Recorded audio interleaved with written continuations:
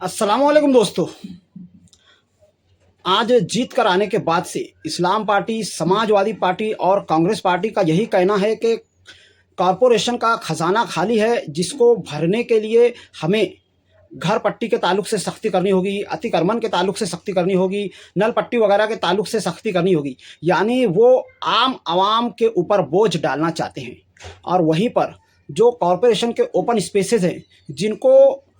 जानबूझकर धड़ल्ले से चोरी करके बेच दिया गया है और उसका भाड़ा वगैरह महीने की महीना खाया जा रहा है, जिसके ताल्लुक से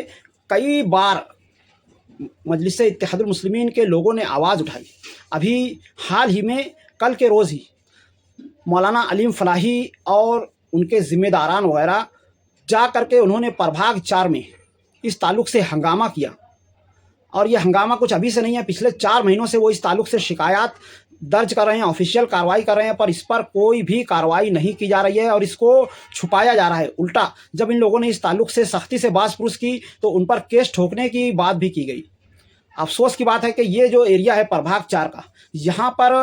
हम अच्छी तरह से जानते हैं, स्कूल नंबर 5 अब्बास नगर का एरिया, यहाँ पर खालिद हाजी जीत करके आए थे,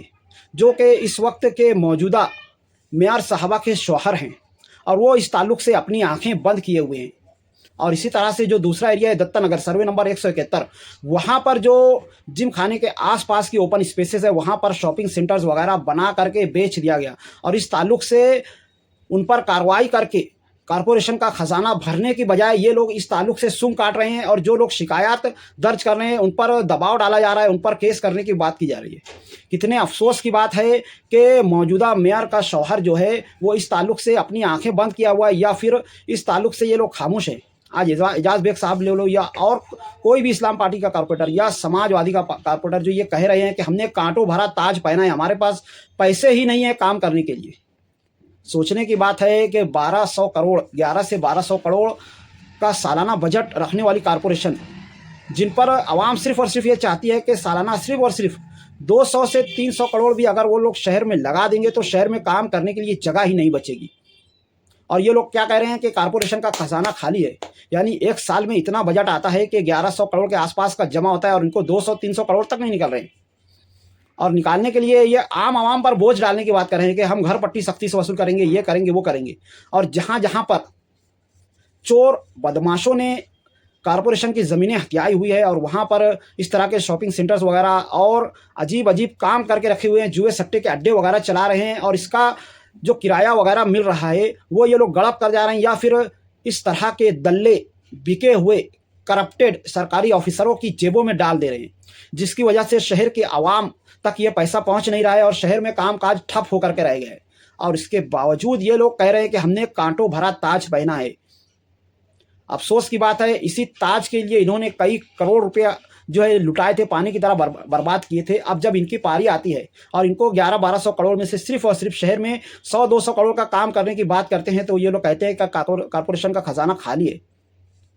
आवाम को समझ नहीं आ रहा है, ऐसा इनको लग रहा है, या इनको ऐसा लगता है कि आवाम बेवकूफ़ है, वो जानती नहीं है कि ये लोग कहाँ कहाँ से कैसे कैसे पैसे ऐंठते हैं या वसूलते हैं। मैं इल्ज़ाम नहीं लगा रहा हूँ, पर अपना जो ओपिनियन है वो रख रहा हूँ कि यहाँ पर खालिद हाजी साहब का एरिया में अगर ये काम हो रहा है और उसके बाद 4 महीना होने के बावजूद कोई कार्रवाई नहीं हो रही है, उल्टा जो लोग शिकायत कर रहे हैं उन पर दबाव डालने की कोशिशें की जा रही है। मैं सैल्यूट करता हूँ मजलिस इत्तेहादुल मुस्लिमीन के वर्कर, चाहे फिर वो अलीम फलाही हो और उनके जो साथी हों, या फिर और जितने भी कारपोरेटर हैं जो इस ताल्लुक से आवाज़ उठा रहे हैं और इस ताल्लुक से काम कर रहे हैं, कि इस तरह के चोर और बदमाशों के खिलाफ शहर में कभी आवाज़ें नहीं उठती है। और ये मैं समझता हूँ मजलिस इत्तेहादुल मुस्लिमीन के बेबाक वर्करों की ही हिम्मत है कि वो इस ताल्लुक से आवाज़ें उठा रहे हैं।